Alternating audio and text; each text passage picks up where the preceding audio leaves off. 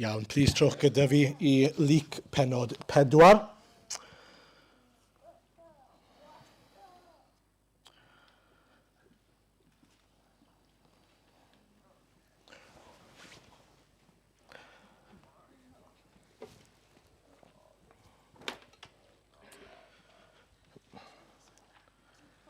Jyst yn mynd i'r microffon lan yn bach. Fi sydd â llais bach, nid bod fi'n dweud bod Geraint â llais mawr.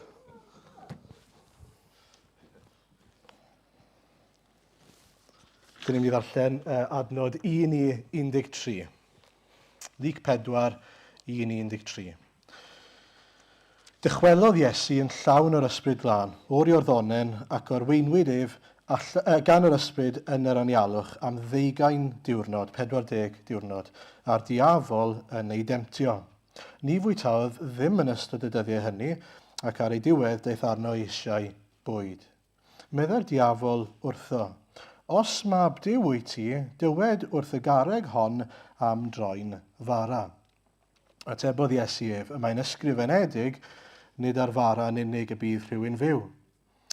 Yna, aeth y diafol ag ef i fyny a dangos iddo ar amrantiad holl dirnasoedd y byd.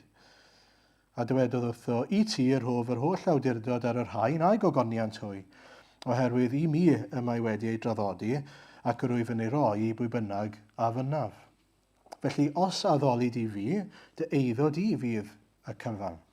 Atebodd Iesu ef, y mae'n ysgrifenedig, yr arglwydd dy Dduw a addoli, ac ef yn unig a wasanaethu.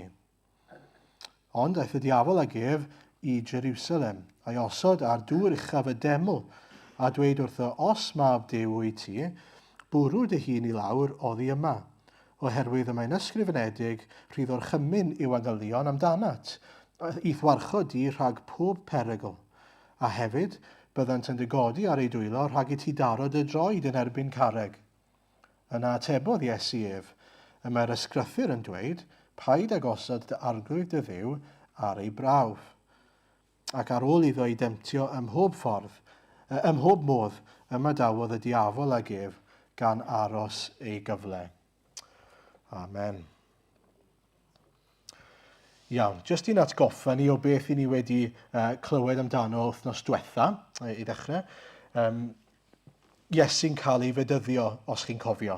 Felly mae Iesu wedi cael ei fedyddio, mae Duw y Tad wedi siarad o'r nefoedd a dweud, ti yw fy mab, mae'r ysbryd glân wedi syrthio arno fe, a'i nerthu fe, a'i gymhwyso fe nawr i'r weinidogaeth sydd gyda fe ar y ddeiar. Okay? So mae e nawr yn mynd i wasanaethu ac yn mynd i ddechrau ei weinidogaeth, ei wasanaeth ar y ddeiar os liciwch chi.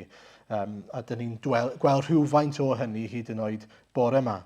A beth ni'n gweld i ddechrau te, mae'r ysbryd yn arwain. Mae'r ysbryd yn arwain, a lle mae'n ei arwain e? Nid i'r rwle neis, nid i'r baradwys, ond i'r anialwch. Mae'n cael ei arwain i anialwch, i gael ei demtio. Falle'n swnio'n od i ni, ond nid damwain yw hwn, ond rhan o gynllun Duw yw e, bod e'n mynd i'r anialwch mwyn cael ei demtio. A byddwn ni'n dod i weld rhywfaint o'r resymau pam mewn eiliad. Mae hwn yn rhan angenrheidiol o fywyd a pwrpasau Iesu. A felly, beth ni'n mynd i weld bore yma yw fod beth ni'n clywed fan hyn yn debyg iawn i sut ddechreuodd bywyd Adda ag Efa yn yr ardd. A beth ni'n mynd i wneud yw ni'n mynd i chwarae gêm bach o spot the difference, neu spot the similarities, dibynnu beth eisiau galw fe. Mae llun gyda fi lan ar y sgrin os yn bosib. Mae 3 pheth fi eisiau chi edrych amdano. Okay? 3 pheth, syml iawn. Fi eisiau chi edrych a gweld beth sy'n debyg am ffyrdd y diafol. Yn ail, fi eisiau chi edrych ar beth sy'n debyg neu'n wahanol yn ymateb y bobl neu'r unigolion sydd yn y sefyllfaoedd gwahanol yma. Ac yn drydydd, beth sy'n debyg neu'n wahanol am yr esiampl sy'n cael ei osod. Syml iawn. So meddyliwch nawr am yr ardd yn Genesis 3, byddwn ni'n darllen rhai adnodau o fyna, a wedyn yn yr anialwch lle mae Iesu yn cael ei demtio. Felly, mae'n werth bod bus gyda chi yn Genesis 3 os oes Beibl gyda chi'n barod, achos bydd hwnna'n helpu chi hefyd i allu dilyn ymlaen. A bydd fe'n dda bod chi gyda hwnna o'ch blaenau chi. Mae yna sgwrs yn mynd ymlaen yn Genesis 3 rhwng yn enwedig Efa a'r diafol. A felly dyna byddwn ni'n cymharu sut mae Iesu'n wahanol, sut mae Iesu yn ymateb yn wahanol, beth mae y diafol yn neud a pa esiampl sydd i ni yn ola.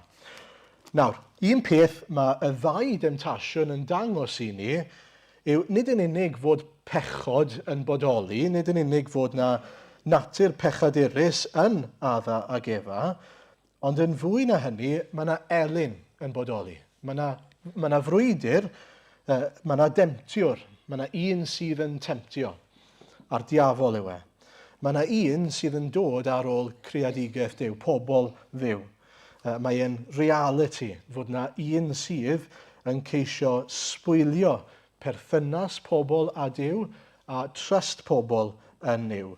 A mae'n bwysig bod ni'n ymwybodol o pwy yw'r gelyn a sut mae'n gweithio. Mae'n chydig bach fel os ych chi'n chwarae gêm pêl-drod neu rygbi neu unrhyw chwaraeon yn erbyn rhywun arall, beth bynnag yw e, pwy bynnag chwaraeon yw e, chi eisiau gwybod rhywbeth am ffyrdd a dulliau y gelyn, yr opposition, mwyn gallu gweithredu yn ei erbyn nhw a gallu chwarae yn dda a nabod eu ffyrdd nhw.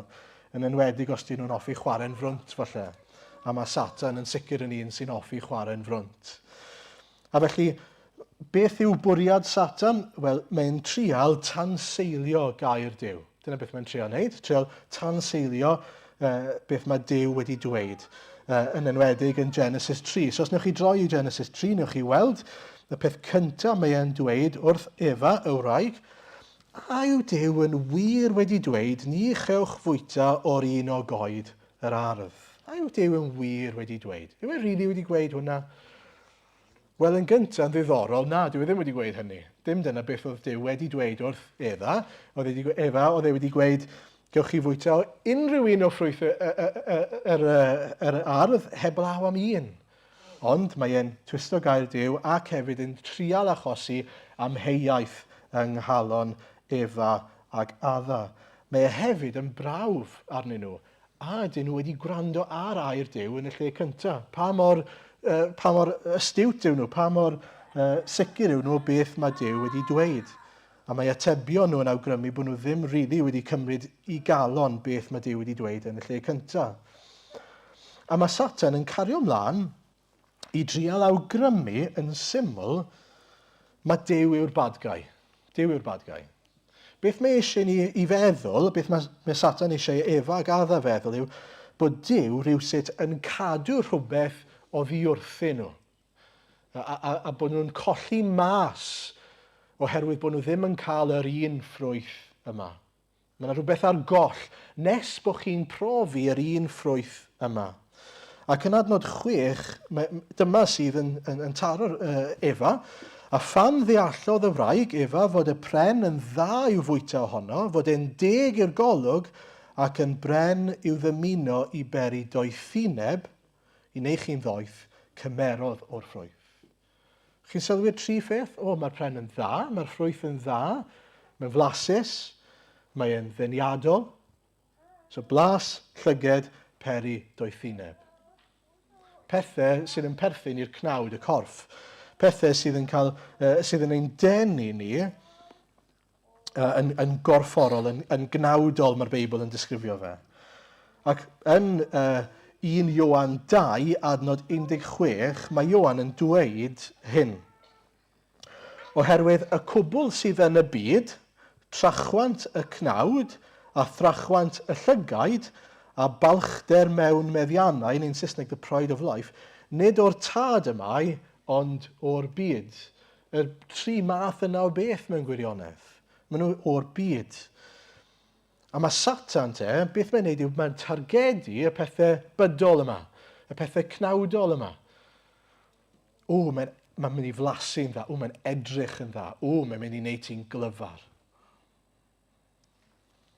Beth dyw e ddim yn sôn amdano yw, os mae'n bwyta o'r ffrwyth yma, ti'n gwrthod dy Dduw, ti'n gwrthod gwrando ar dy greawdwr di, yr un sydd yn gwybod yn well na ti. So mae'n ceisio gwthio un ochr yr ysbrydol, a mae'n trial denu yn gorfforol. Dyna fi eisiau chi weld, okay? Mae'n trio wneud y ffrwyth yma edrych fel y peth, yr angen pennaf sydd gan Efa. Mae rhaid bwyta o'r ffrwyth yma. Dyma y peth ti angen. Ond mwyn cael y peth yna, mae rhaid i ti fynd dy hunan. Tu hwnt i ewyllus Duw i'w gael e. Ac os ni'n cymharu hwnna wedyn nawr te gyda temptiad Iesu. Yn temptiad Iesu, mae 3 pheth yn digwydd. Mae 3 temptasiwn. Tair? 3? Ewn ni am 3. A'r un cyntaf te yw trwy'r cerrig yma mewn i fara, os mab Duw wyt ti. Os mab Duw wyt ti, trwy'r cerrig yma yn fara. Mae Iesu yn yr anialwch, 40 diwrnod, mae'n starfo, dyw e ddim wedi bwyta. Beth yw'r broblem gyda bod yn cael rhywfaint o fwyd? Bod e'n troi y cerrig yma yn fara. Pam fod hwnna yn broblem? Wel, mae Iesu wedi dod un byd ni mwyn byw bywyd o'i fuddod i'r tad gan ddibynnu ar y tad fel y dylsen ni fod yn dibynnu ar y tad. Y tad yn y nefoedd sydd yn rhoi popeth sydd ei angen i'w blant. Okay? Mae wedi gadael ei ogoniant ei ddiwdod yn y nefoedd mwyn dod lawr a dangos i ni a profi bod e'n dduw ac yn ddyn di-bechod sydd wedi byw mewn i fuddod llwyr y tad a dibyniaeth llwyr ar y tad, ac felly bydde fe wedi gallu, o ran ei allu, troi y cerrig yma'n fara, ond beth oedd hwnna'n golygu oedd bod e'n mynd tu hwnt i'r hyn mae'r tad yn ei roi iddo fe, i ddarpariaeth y tad. A mae'n rhoi ateb. Yr ateb mae Iesu'n rhoi i'r temptasiwn yw adnod 4. Atebodd Iesu ef y mae'n ysgrifenedig nid ar fara yn unig y bydd rhywun fyw. Beth mae Iesu'n golygu gan hynny? Wel, mwyn i ni ddeall beth mae'n golygu, mae eisiau ni fynd nôl i'r Hen Testament i Deuteronomium 8. Yn Deuteronomium 8 mae Moses nawr yn esbonio beth oedd Duw yn wneud pan oedd e'n rhoi mana iddyn nhw o'r nefoedd, os chi'n cofio'r hanes yna. Mae'n hanes pan oedd yr Israeliad yn dod mas o'r Aifft ac yn yr anialwch, ac o'n nhw'n gorfod dibynnu ar Dduw am popeth o'n nhw'n mynd i gael, darpariaeth Duw, provision Duw. A dyma yn Deuteronomium i ni'n clywed am Dduw, bod Duw darostyngodd chi, y bobl, a dwy'n newyn arnoch chi. Yna, fe'ch porthodd, nath eich bwydo chi gyda mana, rhyw fath o fara o'r nefoedd, nad oeddech chi na chynafiaid yn gwybod beth oedd e, mwyn eich dysgu nad ar fara yn unig y bydd rhywun fyw, ond ar bopeth sy'n dod o enau yr arglwydd. Chi'n gweld, oedd Duw yn trio dangos i'r Israeliad, reit o'r dechrau, drychwch, chi ddim angen mynd tu fas i'ch perthynas gyda fi a dibynnu arno fi mwyn cael popeth sydd ei angen arnoch chi. Dim ond i chi ymddiried ynddo mi gewch chi bopeth sydd ei angen. Na i ddarparu ar eich cyfer chi. Dibynnwch arno i be fi'n gweud wrthoch chi, yn lle mynd eich ffordd eich hunan. Mae Satan eisiau trio ein denu ni gyda pethau eraill. A chi'n gwybod beth ddigwyddodd yn yr anialwch gyda'r Israeliaid? Beth wnaethon nhw gyda'r mana? Oedd mana, y bwyd yma, stwff, mae'n cwmpo mas o'r nefoedd. Ac oedd Duw wedi dweud wrthyn nhw, na roi bwyd i chi ar gyfer bob dydd. Jyst dibynnwch arno fi. Be wnaethon nhw? Casglu mwy o fwyd nag oedd angen ar gyfer fori. So beth yn nhw'n gwneud? O na, fi'n mynd i wneud siŵr bod fi gyda digon o fwyd ar gyfer fori. Sa'n mynd i trysto new. A wedyn beth oedd yn digwydd i'r mana yna? Achos bod nhw wedi trial casglu fe, erbyn y diwrnod wedyn, oedd e wedi sbwylio. Oedd e wedi mynd off. Ond yn ddiddorol, pan oedd Duw yn dweuthu nhw ar gyfer y saboth, mae eisiau chi safio digon o fwyd ar gyfer 2 ddiwrnod, doedd e ddim yn mynd off ar yr ail ddiwrnod. Dibynnu ar air Duw, bwriadau Duw, darpariaeth Duw, nid ar ein ewyllus ni a'n bwriadau ni. A be mae Iesu'n dangos yw, na, dwi yma i fyw mewn i fuddod i air Duw ar yng nghyfer i. Mae eisiau fi yma nawr yn cael fy nhemtio. Mewn i fuddod iddo fe. Dim nawr yw'r amser i fi fod yn troi carreg yn fara mwyn bwydo'n hunan, mwyn ateb angen fy hunan. Dwi yma wedi gwacau o fy hunan mwyn cael fy nhemtio ar fy ngweitha. Fel bod e'n gallu ennill cyfiawnder ein mwyn ni. Felly dyna'r peth cyntaf ni'n gweld. A falle bod chi yn gofyn y cwestiwn, gobeithio bod chi'n gofyn y cwestiwn, os yna rhywbeth yn debyg yn ffyrdd Satan a ffyrdd, yn Satan gyda Iesu ac oedd gyda Efa a gyda Adda. A reality, oes, mae yna bethau sydd yn debyg fan hyn, oherwydd mae e'n temtio trwy apelio at y cnawd. Mae eisiau fod Iesu yn meddwl eto ac yn edrych ar y ffaith mae bwyd yw y peth pennaf sydd ei angen arno fe ar y pryd yn yr anialwch pan mae ar ei wana. Ond nid dyna'r peth pennaf sydd ei angen arno fe.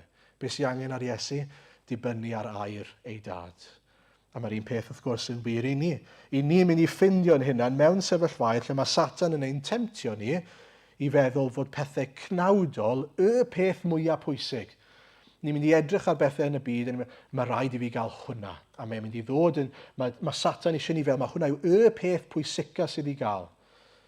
Ond beth eisiau ni wneud edrych uwch ben y peth cnawdol yna a gweld Duw. Na, fe angen ni yw Duw. A beth mae Duw yn ei ddweud, beth mae Duw yn ei roi i fi.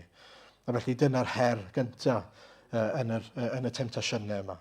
Yn ail te, beth yw'r ail beth mae Satan yn dweud? Wel, mae'n mynd â Iesu nawr ac yn dangos yr holl deyrnas sydd gyda fe. Ni ddim yn siŵr yn union beth oedd hwnna'n edrych fel.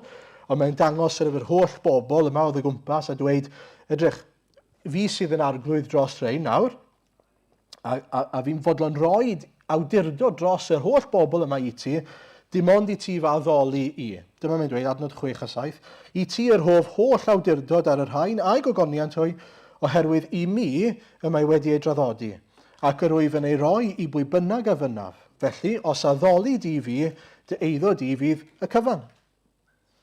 Felly, gei di'r deyrnas yma, yr holl bobl yma, dim ond i ti addoli fi. Nawr, pam fydde hwnna'n demtasiwn i Iesu? Pwysig gofyn y cwestiwn, pam fydde hwnna'n demtiad i Iesu? Wel, oherwydd mae Iesu wedi dod mwyn sefydlu teyrnas. Ynddo fe? Pobl, eglwys. Pobl fydd yn eiddo iddo fe, plygu glin iddo fe. A be mae Satan yn awgrymu mae e'n cynnig, reit, yw shortcut. Alli di gael yr holl bobl yma nawr yn plygu glin i ti, a gallu gael awdurdod dros di nhw, ond mae yna bonus i ti. Ti ddim yn gorfod dioddef. Heb y groes. Win-win. Nag yw e? Ti allu gael yr awdurdod, allu gael y deyrnas, heb y dioddefaint. Ond mae problem, dys e? Mae problem. Dyw Iesu ddim wedi dod mwyn cael teyrnas, mwyn cael pobl sy'n eiddo iddo fe, sydd yn gyntaf o dan awdurdod Satan, o dan arglwyddiaeth Satan.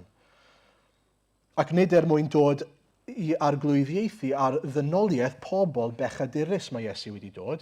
Mae wedi dod mwyn ein rhyddhau ni o arglwydd y galluoedd, fel mae'n cael ei alw, Satan, i arglwyddiaeth bendigedig, arglwyddiaeth o ryddid o bechod, arglwyddiaeth nefol, arglwyddiaeth Iesu hun, wrth gwrs. A dim ond trwy ddioddeffaint bydde hynny'n gallu digwydd. A mae Iesu'n gwybod hynny, wrth gwrs. A felly mae e'n trial denu Iesu gyda rhywbeth sy'n edrych yn ddeniadol yn allanol. Shortcut. Ffordd o gael teyrnas heb ddioddef. Ond os chi'n edrych tu hwnt i hwnna, pa fath o deyrnas yw e? Wel, bydde fe'n deyrnas bechadurus. Bydde fe'n deyrnas lle mae Iesu dal o dan wedyn ar glwyddiaeth Satan. Dim teyrnas o gwbl, dim teyrnas o werth. Ac eto mae Iesu yn ymateb trwy ddweud, a tebodd Iesu ef, a mae'n ysgrifenedig ar arglwydd dy Dduw a addoli, ac ef yn unig a wasanaethu. Dwi ddim i roi'n hynna o dan arglwyddiaeth di, achos dwi ti ddim yn dduw i'w addoli. Dyw Satan ddim yn dduw, ddim yn un i heiddi mawl ac addoliad. A felly mae'r arglwydd Iesu'n dangos i ni eto, dyw e ddim yn prynu'r celwydd, dyw e ddim yn prynu y temtasiwn o gwbl. Ond mae'n bwysig bod ni'n sylwi fod Satan yn temtio eto gyda rhywbeth deniadol ar yr wyneb. Ar y wyneb mae'n ddeniadol. A nag yw e'n wir bod e'n temtio ni yn yr un ffordd? Mae'n ein temtio ni yn aml gyda pethau sydd yn edrych yn neis ar y wyneb. Ac os nag ni'n meddwl gormod am y peth, ni'n meddwl, mae hwnna actually'n edrych yn gret. Ond mae eisiau ni edrych tu hwnt i'r wyneb ac edrych ar reality beth bynnag yw'r temtasiwn yna. Fel gyda Iesu, fel gyda yr afal. neu'r ffrwyth, dylen ni ddweud, yn yr ardd, oedd e'n edrych yn flasus, oedd e'n edrych yn ddeniadol. Ond os fydde Efa ac Adda wedi stopo jyst am funud a meddwl, ydy mae'n edrych yn ddeniadol, ond os ydw i'n bwyta hwn yna mae hyn yn mynd i ddigwydd, meddwl am y goblygiadau, bydde wedi newid eu agwedd nhw. Bydde wedi newid eu meddylfryd nhw. Os bydden nhw wedi meddwl tu hwnt i'r ffaith, wel, hyd yn oed os yw e'n rhoi gwybodaeth i fi, ydw i eisiau'r wybodaeth yna? Pam fod Duw da sydd yn greawdwr perffaith yn cadw rhywbeth oddi wrtho fi? Tybed yw e oherwydd bod e'n fy ngharu fi. Nid oherwydd bod e ddim eisiau'r gorau i fi. A mae'n bwysig bod ni'n eto yn adnabod calon Duw ac yn meddwl tu hwnt jyst i'r wyneb allanol. Y trydydd peth, yn sydyn. Ond aeth y diafol ag ef i Jerusalem, adnod 9 yw hwn nawr, a'i osod ar dŵr uchaf y deml, top y deml, a dweud wrtho fe, os mab Duw wyt ti, bwrw dy hun i lawr oddi yma, oherwydd mae'n ysgrifenedig, rhyddor chymun i'w angylion amdanat, i'th warchod i rhag pob perygl, a hefyd byddant yn dy godi ar ei dwylo rhag i ti darod y droed yn erbyn carreg. Nawr, mae Satan, mae'n troi'r tymheredd lan tym bach nawr, achos beth mae'n trio wneud, mae'n defnyddio gair Duw, supposedly. Mae'n defnyddio gair Duw. Beth mae'n gwirionedd yn wneud yw defnyddio rhan o air Duw ac yn ychwanegu pethau at air Duw. Na i roi esboniad i chi o beth fi'n golygu gan hynny. Os ych chi droi ato fe chi moyn, ond gwrando fel arall, mae'r darn mae e'n cyfeirio ato yn dod o Salm 91. Adnodau 11 i 12. Nawr, mae e'n dweud, os chi'n cofio nawr, rhyddor chymun i'w angylion amdanat, i'th warchod di rhag pob perygl. Yn beth mae e'n gweud. Chi'n gallu spoto'r difference. Beth bynnag yw hwnna'n Gymraeg. Gweld y gwahaniaeth. Oherwydd, rhyddor chymun i'w angylion i'th gadw yn dy holl ffyrdd. Byddant yn dy godi ar ei dwylo rhag i ti darod y droed yn erbyn carreg. Nach chi wahaniaeth mae cyd-destun a cyfeiriad cywir at air Duw yn gwneud. Does dim addewid i ddechrau, pwysig nodi, os wyt ti'n neidio bydd yr arglwydd yn dyddaldu, mae hwnna'n bwysig i ddechrau. Does dim chwaith gorchymyn yn dweud dyle ti'n neidio mwyn yr arglwydd dyddaldu. Ond yn fwy pwysig na hynny, dyw e ddim yn dweud i'th gadw rhag pob perygl, beth mae'n dweud yw i'th gadw yn dy holl ffyrdd. A pwynt y salm, os edrychwch chi ar y salm cyfan, yw i ni fyw yn lloches y goruchaf. Byw o dan adain ac o dan amddiffyniad Duw yn agos at Duw yn ei ffyrdd, yn ei ewyllus e. A'r pwynt yw, dim ond i ni aros yn ffyrdd yr arglwydd, mi fyddwn ni'n saff. Ond be mae Satan yn trio wneud yw cymryd gair Duw a ddewid y bydd Duw dim ond i ni ymddiried yn yr arglwydd ac aros y daniadau neu fel petai, byddwn ni'n saff, i drial awgrymu y dylen ni fod yn profi'r arglwydd mwyn gweld yn ein achub ni. A mae modd gwneud hynny gyda cymaint o air Duw gyda llaw. A mae'n bwysig bod ni'n ymwybodol o hynny. A mae wedi bod yn digwydd dros hanes, bod ni'n gallu cymryd chunks o air Duw, yn enwedig cymryd nhw mas o'i cyd-destun, a gwneud iddyn nhw swnio fel rhywbeth Duw e ddim. Na roi esiampl i chi. Gallech chi, os ych chi yn ffôl, gymryd yr addewid fod Duw yn maddau y rhai sydd yn gofyn am faddeuant, fel rheswm neu esgus i bechu mwy. Mae Paul yn siarad am hyn yn Rhufeiniaid. Wel, gan fod Iesu yn maddau yn pechodau ni pan ni'n gofyn, mae hwnna'n rhoi leisans i fi i wneud beth bynnag i fi moyn. Achos i fi'n gwybod mae Iesu maddau. I fi'n gwybod allai wneud beth i fi moyn, a fi'n cael wneud beth i fi moyn, achos mae Iesu maddau i fi. Ond beth i ni'n neud fyna yw i ni'n cymryd addewid Duw, a ni'n cymhwyso fe, ni'n aplaio fe mewn ffordd sydd ddim yn gywir.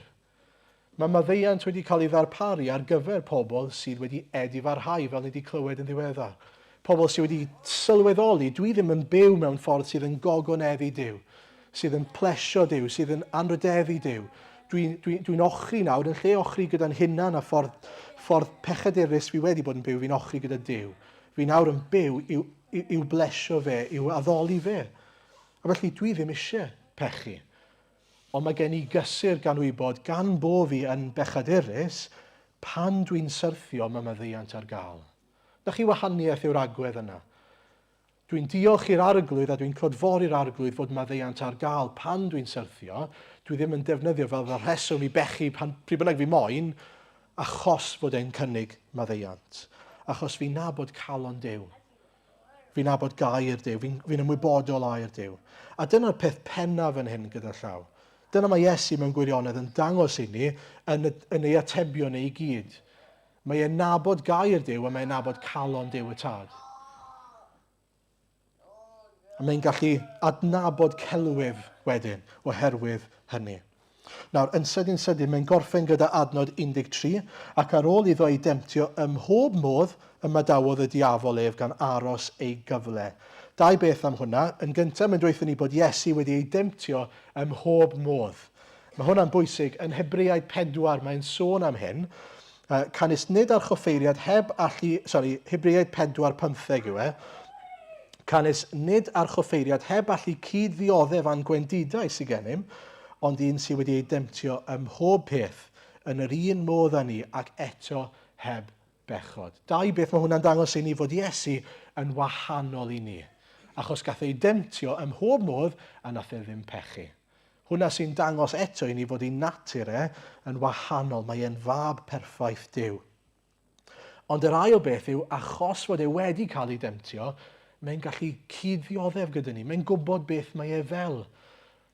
Mae'n tosturio tuag atyn ni. Mae'n trigarhau oherwydd hynny.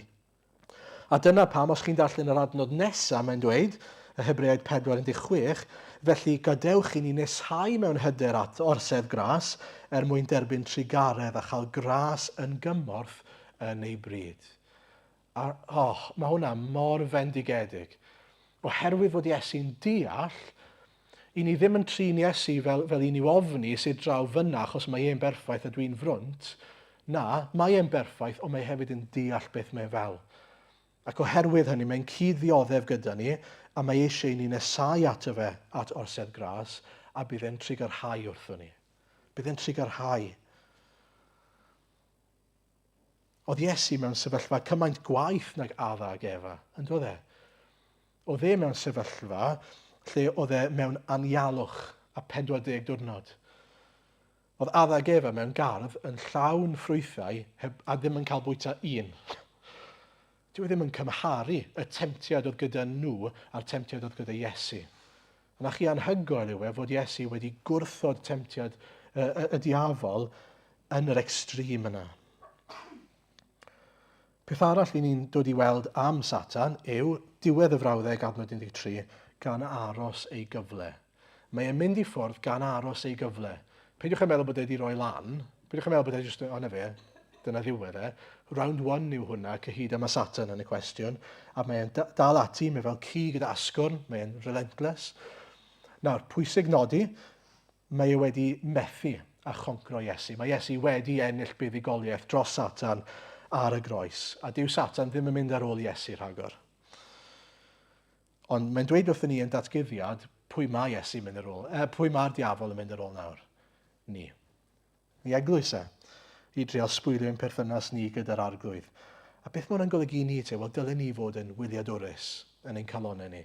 Gwyliadwrus o demtasiwn a ffyrdd dirgel sneaky Satan, cyfrwys Satan. Mae e'n gyfrwys. Chi'n sylwi dyw e byth yn dweud, sdim diw i gael, so fe'n overt fel yna. Beth mae'n gweud yw, os wyt ti'n hyn, os wyt ti'n y llall wedyn gwna hyn, neu, mae eto, a yw Duw rili wedi dweud, trio creu'r amheuon yma ynddo ni, a trio denu yn y cnawdol. Nawr, i orffen, jyst trwy edrych ar rhain te, beth i ni wedi gweld am ffyrdd Satan. Mae e'n gyfrwys, mae e'n dod ar ôl, mae'n ymosod. A mae'n yn enwedig yn trio denu trwy y pethau cnawdol yma. Ydyn ni'n wyliadwrus?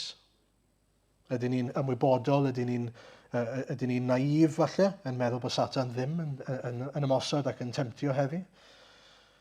Yn ail, beth am y bobl? Y bobl hynny yw Efa yn erbyn Iesu fan hyn te, o ran y cymhariaeth. Beth mae Efa'n yw, mae'n syrthio'n syth i demtasiwn. Beth mae Iesu'n gwneud mewn cyflwr o ran yn yr anialwch cymaint gwath nag Efa? Mae'n sefyll. A sut mae'n sefyll? Mae'n sefyll trwy ddibynnu ar air ei dad yn nerth yr ysbryd. Dyna sut mae'n sefyll. Mae'n rhagori, mae'n wahanol, mae'n berffaith. Edrychwch hyd yn oed nawr, mae gyda ni, byddai'n mynd mlaen i sôn am hyn, mae gyda ni'r tools i gyd i sefyll yn erbyn temptasiynau Satan, ond wnawn ni ddim gwneud bob tro achos ni'n bechadurus. Mae Iesu'n wahanol, mae'n rhagori, mae'n berffaith. A dyna sail ein gobaith ni. Dyna pam ni'n gallu dod at Dduw yw oherwydd fod Iesu wedi ennill cyfiawnder ar ein rhan ni. Mae wedi byw bywyd o'i fuddod perffaith yn ein lle ni. Mae'r Beibl yn sôn amdano fe fel yr adda newydd, neu'r adda gwell weithiau. Hynny yw yr un sydd wedi dod i osod bron rhyw fath o safon hollol newydd, ac os i ni'n blentyn i Iesu yn lle plentyn i adda, i ni'n gwybod bod ni'n sefyll ger bron Duw wedi'n gwisgo gyda cyfiawnder Iesu. So, ni ddim yn dod yn meddwl, nawr bod fi wedi cael y tools yma, byddai'n gallu sefyll yn berffaith. Na. I ni ddilyn esiampl Iesu, fel byddai'n gorffen gyda nawr, ond i ni'n gwneud hynny gan wybod mae sail ein gobaith ni a'n achubiaeth ni yw cyfiawnder Iesu Grist. Y ffaith bod wedi byw bywyd o'i fuddod yn ein lle ni. Nawr, yn ola, dilyn esiampl Iesu. Pa esiampl mae Efa'n rhoi i ni? Wel, yr how not to. Peidiwch a dilyn esiampl Efa. Peidiwch a cael eich twyllo gan beth sy'n edrych yn dda, beth sy'n i weld yn dda, beth sy'n swnio'n dda, a beth sy'n i weld yn pyffo ni lan gyda wybodaeth, basically. Yn hytrach, edrychwch ar Iesu. Rhowch eich golwg ar y ffordd mae Iesu, a beth sy'n gyda fe? Yr ysbryd glân a gair Duw. Dyna'i arfe fe fan hyn, os liciwch chi. Yr ysbryd glân a gair Duw. A beth sy'n gyda ni? Pa arfe sy'n gyda ni? Yr ysbryd glân a gair Duw. Yr un arfau i frwydro yn erbyn yr un diafol. Mae'n bwysig bod ni'n cofio hynny. A mae'n dweud yn gyntaf fod Duw yn rhoi yr ysbryd glân yn Luc 11 i rai sy'n gofyn. A felly dylen ni fod yn gyson yn gofyn am gael ein llenwi ar ysbryd glân. Gofyn, gofyn, gofyn. Yn ail, y gair. Mae'r gair yng nghalon Iesu. Mae'n gwybod sut i gymhwyso'r gair yn berffaith, pa mae Satan yn twisto fe, pa mae Satan yn newid e, doedd Efa ddim yn gwneud hynny. Beth amdano ni? Mwyn i ni allu defnyddio gair Duw fel arf yn y frwydr yna, beth sy'n rhaid i ni wneud? Gwybod e. Mae rhaid bod ni'n gwybod e. Allwn ni ddim defnyddio fe'n iawn, ond i bai bod ni'n gwybod e. Allwch chi ddim defnyddio paid y gosod yr arglwydd y fyw ar ei brawf, os da chi'n gwybod bod hwnna'n y Beibl. A'r herf enfawr fan hyn yw, yr arf, mae rhaid i chi wybod sut i ddefnyddio fe. Fel mewn unrhyw frwydr, allai roi cleddyf i chi, ond os chi'n defnyddio fe yn y ffordd anghywir, so fe yw sy'n neb yw e. Mae eisiau chi wybod sut i ddefnyddio'r cleddyf yna. A felly, yn yr un ffordd gael annog ni, mwyn gallu ateb yn ôl Satan fel petai, gyda gair Duw, mae rhaid i ni allu cymhwyso'r gair. Mae rhaid i ni wybod e, a mae rhaid i ni gymhwyso fe. Mae rhaid i ni allu deall sut mae'n gweithio. Sut mae hwnna'n amlygiad o galon a natur Duw. Ydyn ni'n fodlon gwneud y gwaith fel petai, yn nerth yr ysbryd, i ddod a dysgu, deall, signo fe mewn. Cael ein ymdrochi mewn gwirionedd, bod jyst yn ein llenwi ni, gair Duw, fel ein bod ni'n gallu ymateb i'r temptasiynau yma mewn ffordd sydd yn ein amddiffyn ni ac yn ein cadw ni. Ond cofiwch, gan ddweud hynny i gyd, nid sut i ni'n ymateb yn y frwydr sydd yn ein achub ni. I ni'n gallu ymateb yn y frwydr fel yna oherwydd fod yr arglwydd wedi'n hachub ni a tywallt yr ysbryd glân yn ein calonau ni, mwyn i ni allu defnyddio'r arfau mae wedi roi i ni mewn ffordd cywir, mwyn ei enw. Amen.